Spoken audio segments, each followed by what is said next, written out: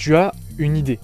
Ça y est, tu as une idée d'entreprise à lancer ou bien de chaîne YouTube ou de n'importe quel autre type de projet entrepreneurial ou artistique et tu décides enfin de te lancer. Ça y est, tu prends la décision de commencer à élaborer un service, commencer à produire des vidéos, peu importe, commencer à faire ce que tu dois faire.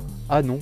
Non, tu crées un logo, d'accord, une bannière aussi, tu crées un Notion et tu passes ta vie à finalement organiser ce que tu dois faire au lieu de le faire. Tu crées un tableur dont tu vas pas te servir, tu crées des trucs mais pas ce que tu dois créer. Mais au fait, c'est quand que tu passes réellement à l'action. Comme beaucoup de gens, tu es tombé dans le piège de la surorganisation. Voilà, au lieu de te lancer réellement, tu t'organises, puis tu repousses les délais, tu repousses non-stop les moments où tu vas faire des trucs qui sont réellement importants. Et au lieu de vendre, de produire, d'élaborer des choses, tu organises des choses que tu ne vas jamais faire du coup. Et aujourd'hui les amis, je vous propose de revoir cette erreur qu'on a tous fait, hein, même moi, hein, c'est quelque chose que je fais malheureusement. C'est pour ça que je fais cette vidéo aussi, mais on va voir aussi pourquoi vous la faites, enfin pourquoi nous la faisons et comment y remédier assez simplement.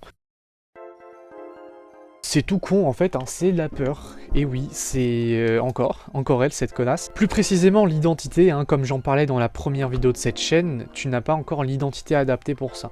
Tu as encore ton identité précédente, à savoir de mec qui veut rester caché, qui a peur des autres, qui a peur du monde. Tu as peur en fait de t'exposer, d'exposer ta création au monde, de montrer ce que tu fais, car tu as l'impression peut-être que c'est contraire à ce que les gens ont comme idée de toi. Ça peut être un truc, ça peut être tellement de choses. Ça, c'est à toi de le trouver pour toi. Mais globalement, tu fais des choses dont tu n'as pas l'habitude et ça crée un conflit intérieur chez toi qu'il faut que tu règles. Ce qui se passe inconsciemment, c'est que ta psychologie, ton identité essaie de te faire croire que tu avances sans réellement avancer.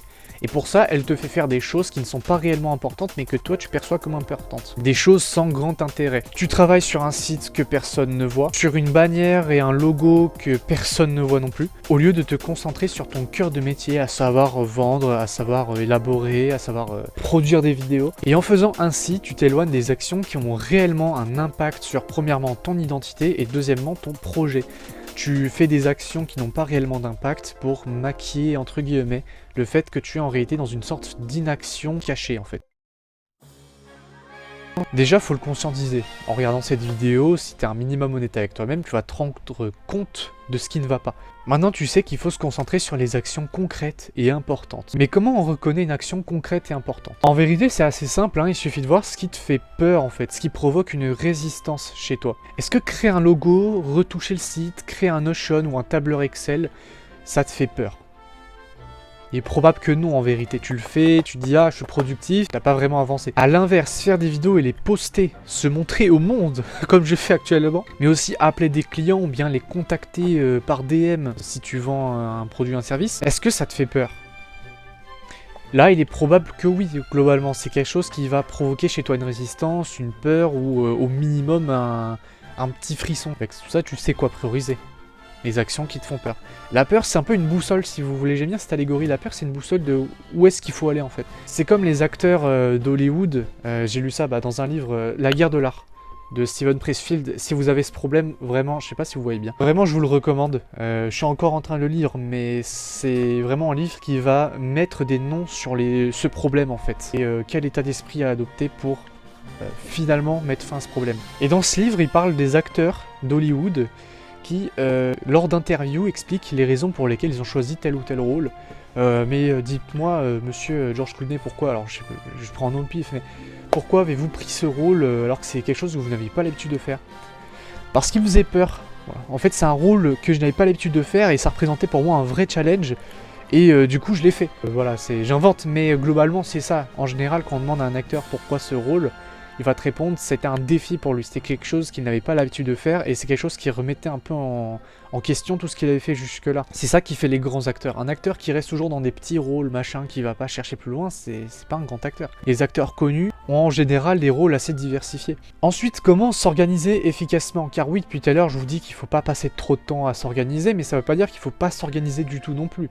C'est un juste équilibre en réalité. Premièrement, une to-do list quotidienne et hebdomadaire. Tu peux prendre un tableau blanc par exemple, et sinon faire sur des post-it comme je le fais, où donc tu as une to-do list de ce que tu dois faire aujourd'hui, que tu fais tous les soirs pour le lendemain, Le fais pas le matin, parce que le matin, c'est pas trop le moment. Le soir, c'est bien, c'est une belle façon de clôturer sa journée. Des actions importantes à prioriser. Mais pas créer un logo, en vrai, on s'en bat les couilles. Mais appeler tel client, mais créer telle vidéo. Mais des choses vraiment qui ont un impact et qui vont te faire avancer. Et une to-do list hebdomadaire. Donc là, tu l'as fait le dimanche soir. Et là, le but, c'est pas forcément de mettre toutes les actions précisément. Ça, tu les mettras sur tes to-do list quotidiennes. Mais plus des axes à adopter dans la semaine. Tiens, cette semaine, j'aimerais faire plus de ça. Je vais donc faire ça, ça, ça. Tu peux aussi mettre les trucs auxquels il faut penser dans la semaine, genre prendre rendez-vous avec le médecin. Deuxièmement, il faut aussi organiser un peu les événements en fait. Donc avoir un calendrier, un Google Calendar, ça peut être pas mal d'avoir un calendrier de soit de ta journée, soit juste au moins des rendez-vous. Parce qu'en vrai, si t'as une to-do list, t'es peut-être pas obligé d'avoir aussi le Google Calendar, mais au moins avoir un Google Calendar sur lequel tu as tes rendez-vous en fait. Et troisièmement aussi, globalement oui, planifier un peu un plan d'action. Voilà, par exemple, tu as tel projet, tu dis ok, je vais faire ça, ça, ça, ça. Mais ça s'arrête là, après tu le fais. Enfin oui, il y a des moments où l'organisation va être très importante quand tu auras une équipe notamment, soit si tu es youtubeur, quand tu auras des monteurs pour ton entreprise, quand tu auras des closers par exemple, ou bien des recruteurs. Enfin bref, pour finir sur une note plus positive, je voudrais quand même évoquer un truc. Si tu es concerné par ce problème, que tu as un projet entrepreneurial ou bien de chaîne ou peu importe, et que tu priorises les mauvaises actions encore aujourd'hui, tu as une chaîne avec une belle bannière, un beau logo mais sans avoir de vidéo, que tu as une boîte avec un beau logo, un beau site sans avoir rien vendu, sache que ce n'est pas grave, ce n'est pas une fatalité, sache au moins que tu es passé à l'action. Malgré tout, même si c'est dans les mauvaises actions entre guillemets, c'est toujours de l'action, c'est toujours mieux que rien. Et que maintenant tu sais comment changer ça, tu sais quoi prioriser, donc maintenant prends ça en compte. Il y a l'étape 0, c'est de ne rien faire de sa vie. L'étape 1, c'est d'avoir un projet mais de ne jamais lancer. L'étape 2, c'est d'avoir un projet de lancer mais en faisant des actions inutiles. Et bah t'en es là déjà, c'est déjà cool. Maintenant, bah, passe à l'étape 3, c'est d'avoir un projet, une idée concrète et de faire des actions importantes. Alors continue de te remettre en question et continue d'avancer. Et je vous dis à la prochaine les amis. J'ai fait un au revoir comme Squeezie, je me suis pris pour qui ?